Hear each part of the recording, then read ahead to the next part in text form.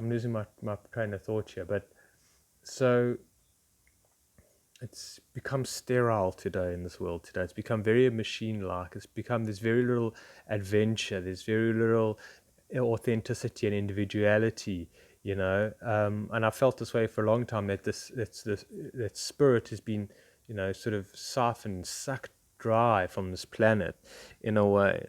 And so, just looking back and seeing for what it was. What's my point now?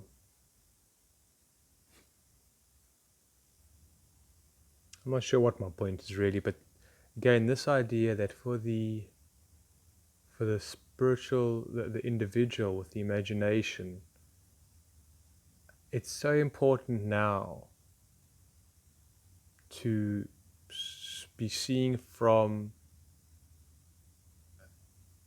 and having a spiritual take and perspective on life, right?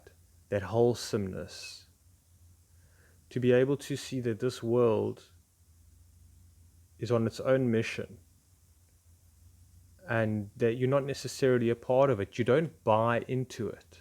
That's kind of what I'm saying. You don't buy into this narrative of consumerism culture, fear porn, science, right? Pharmaceutical. You just don't buy into the mind frame, the mindset, okay? At all. That you be the mystic in this, you be the shaman, and you know that this is what's going on, this chaos and this story is not your narrative. It's not what it is about, what spirit is about, but it's not for you to be identified with it. We still need to have a childlike perspective. What I mean by childlike is that the imagination of a child, right? Like Winnie the Pooh in a way, which sounds strange, but I just watched Christopher Robin. It was a redone, a movie. Ewan McGregor. I'm not sure if I'd recommend it, but the idea of Winnie the Pooh, okay? And again, it's not to be necessarily about positive. I'm not talking about positive or negative here. I'm not talking about having a positive outlook on the world and being upbeat. I'm not talking about any of that. I'm simply saying that it's almost like you have died in a way, and you're watching this from um, uh, from beyond the not the grave, but beyond the ego, beyond the narrative, beyond your particulars, beyond your specifics, right? That you connect, that's where you're viewing it from. That's where you're experiencing it from. Okay? That you are not part and parcel of it. The drama of it, that you are free in spirit. That you are free in spirit. And that which you come from and that which you're a part of never changes.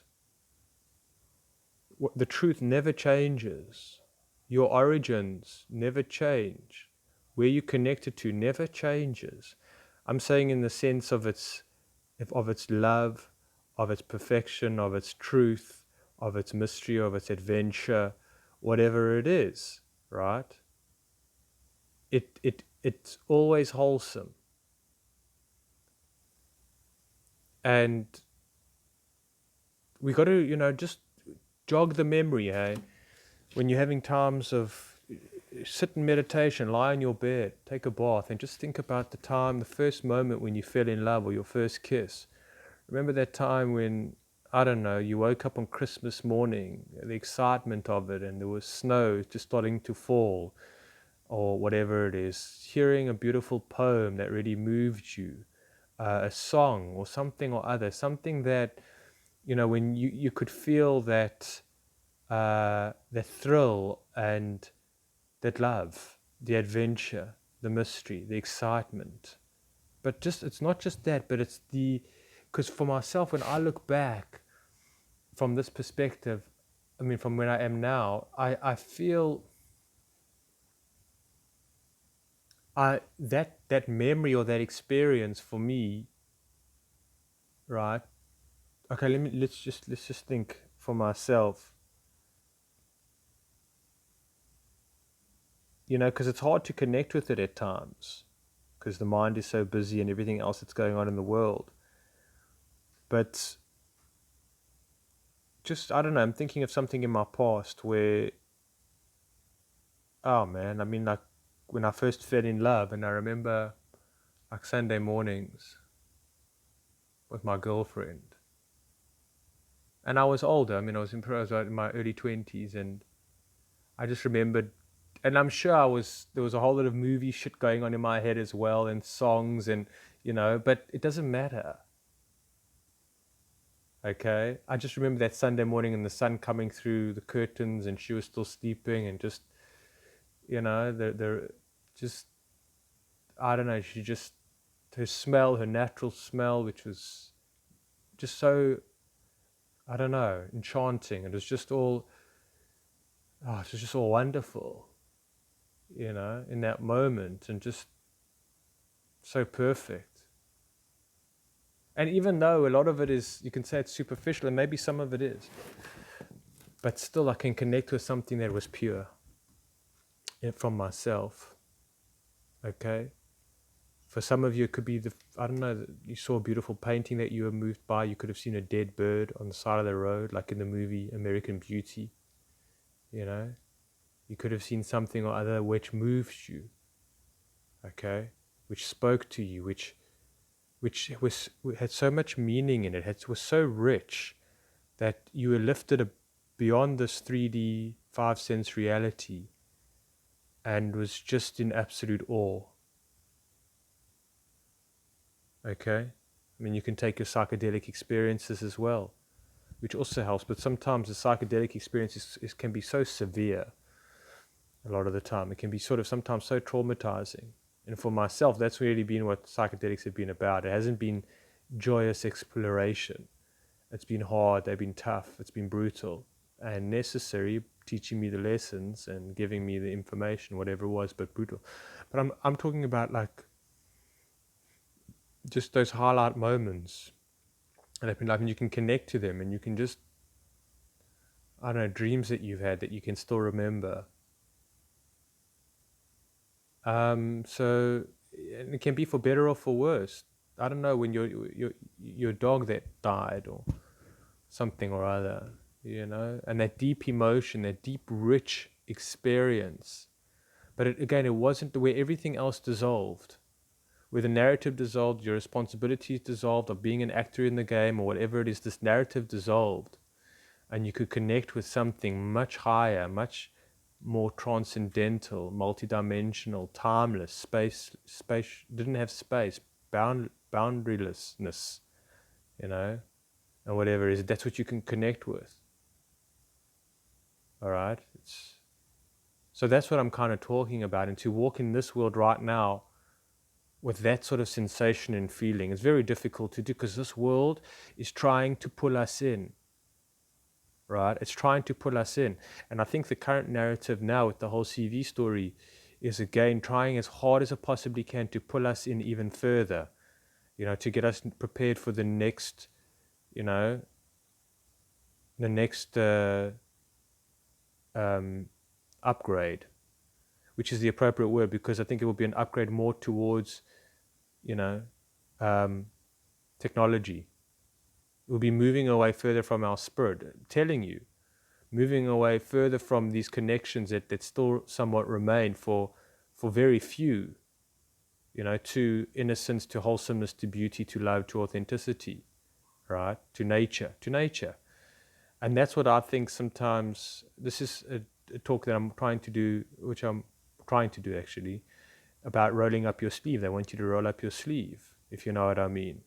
I'm going to be more cryptic now from what I'm talking about, but they want you to roll up your sleeve for the solution, right, of the CV story.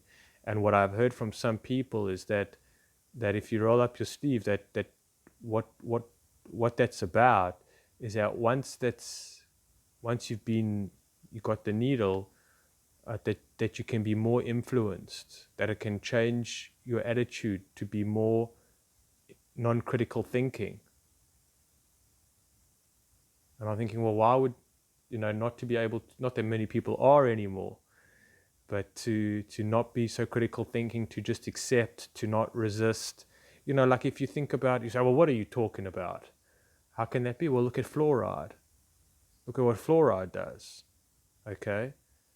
I mean, it's a carcinogen, I'm sure, whatever. It's got all these things, but what does it do to the pineal gland? What does it do to one's own resistance? Why does government put fluoride in the water? It makes you apathetic. Now you say, how is that possible? Well, that's how it works. So in the needle, right, in this thing, the idea is that it will make you more open-minded and impressionable without having much critical thinking. And that's what's necessary to do for the next chapter in regards to the technological upgrade, right? Merging with machine. Like if they come out and say, well, we need to implant this to upgrade you, people will be like, no problem, let's go on with it. There will be no ability to critically think and to ask questions or to resist or something or other. And that's what I think might be going on. And in the establishment eyes, what they're just doing is they're just helping you evolve, because their idea is that human beings are imperfect, right? They're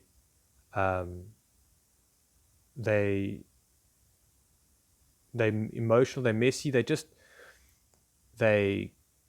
and they're not perfect, and they need to be upgraded, right? They need to become like machines, because machine is the right way. Let me just collect my thoughts here. I don't know, like they're emotional, they're messy, they're irrational, I mean, I don't know if you've seen that movie, and I think it's quite important to watch. It's a fun movie to watch as well, with Simon Pegg. I think it's called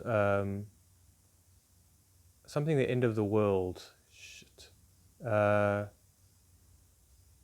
Basically, him and his buddies go back to the old high school town where they grew up to have a pint at every bar in the town. And little do they know, The World's End, that's what it's called. Little do they know that the whole town's been taken over by robots that look like humans. And at the end, there's a speech by Pierce Brosnan. That's the actor. It's one of the old high school teachers who sits them all down at a table and says, look, this is what's really going on. We're here to upgrade you. Because according to all the other planets that are out there, human beings are way down on the list. And so what we're trying to do is lift you up. So we're actually doing you a favor, type of thing. We're wanting to welcome you into the planetary, universal brotherhood, in a sense, or something like that, and join. And the word actual by robot means slave. I'll try and, if I remember, to find that quote, that part of the movie, the part of that script, and keep it and write it in the comment section. But so that was it. It's like, we're here to uplift you, to upgrade you, right? Because look at you guys, you're killing the planet, you're running amok, there's too many of you, you do not obey orders to a degree. I mean, you're not like, some other countries in the world where it's just, that's why they're so efficient. They're like robots, right?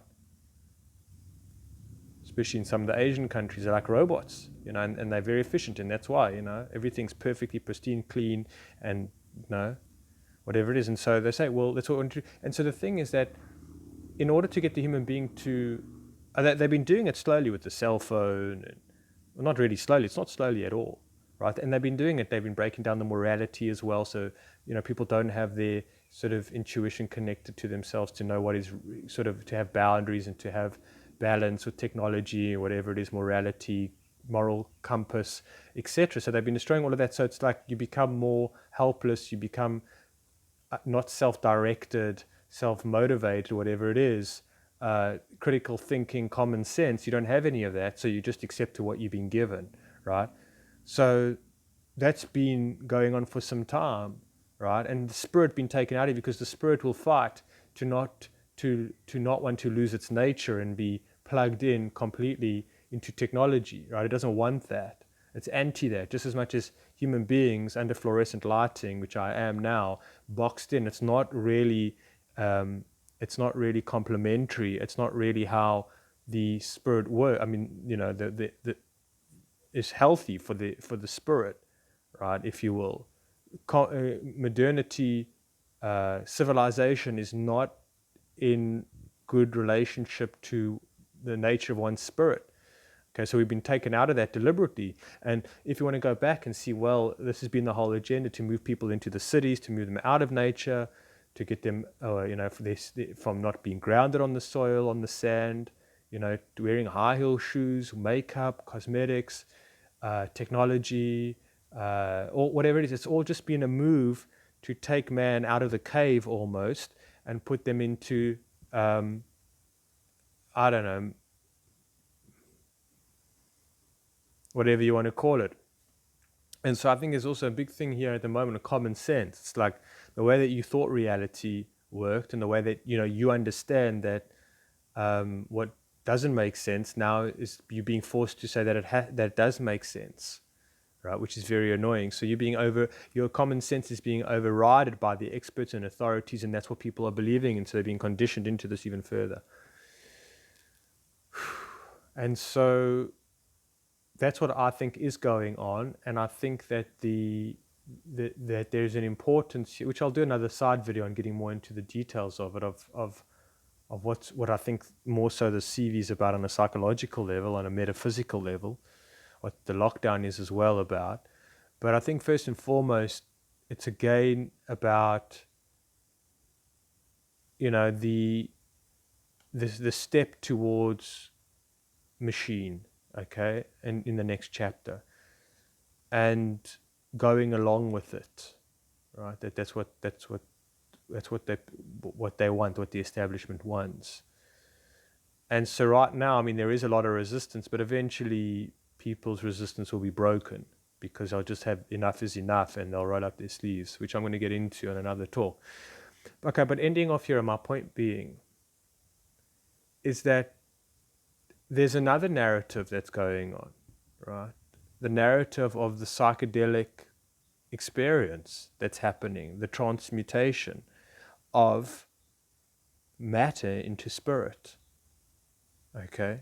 You see, on the other hand, it seems to be different. It seems to be from spirit into matter. Okay? It seems like the opposite of alchemy in a way.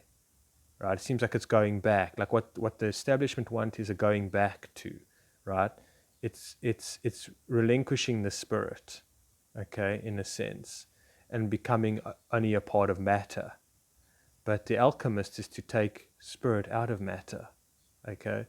And so there is alchemy going on here. And so from the one side, there is, as Terence McKenna said, having one foot in the primate body and another foot on the ladder to Godhead. Okay, and I think that's what's going on. There's two simultaneous narratives that are happening here. Stories that are happening, experiences that are going on here. I think that's what's happening. There must be. It can't only all be about spirit being transformed into matter, solidified into matter. It just can't be. Human history didn't come this far in order for that to just happen that way. There's always the anomalies. There's always the, what Neo is. Neo is the anomaly, right? There is a different narrative that's happening for the person that doesn't buy into this narrative. You follow the person that is still the individual, the spirit that is still in touch with the guy in mind, or whatever you want to call it. I don't know the words for it. The cosmos, the logos, the infinite, right? The goddess, whatever you want. And its being, and its vibrational, we are in a vibrational expression of it. Okay, and that's where we are getting closer and closer to in our own unique way, in our own exclusive way, in our own exclusive soul spirit way, right? So we're merging again with it, we're getting closer to it, but not by losing our individuality. What the technocrats want, I don't know if that's a word, the technological freaks want, or the establishment wants, is for you to merge with the machine and lose your individuality. This is the opposite. This is a returning home, but with your individuality intact, right?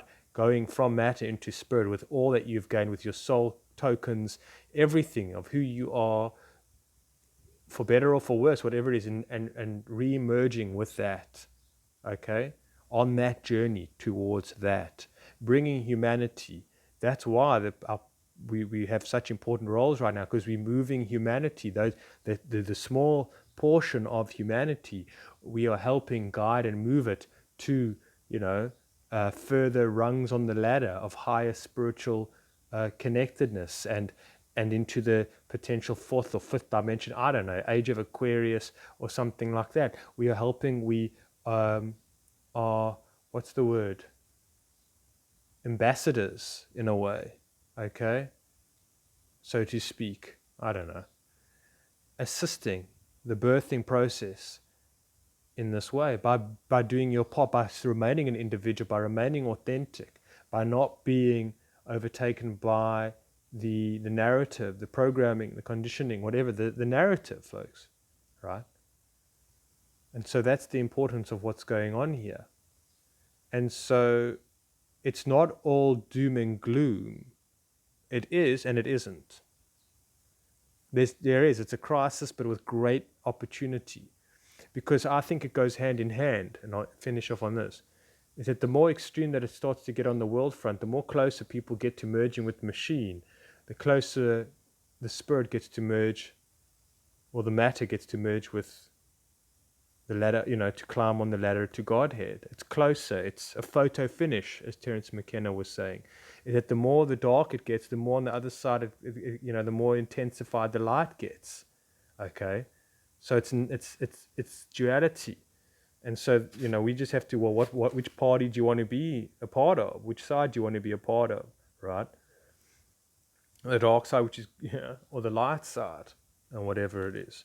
But again, it's no easy task, because what we're going to be witnessing coming down the line in the next few months, years, is going to be so appalling, be so how on earth, that we might lose track of, what's happening on the other side, right? We will just be so appalled, which we should be, and we will be affected, and we will be hurt, and we will be, like frightened a lot of the time, or whatever it is, but at the same time, you just got to remember what at the same time's going on, and what this part of history is about.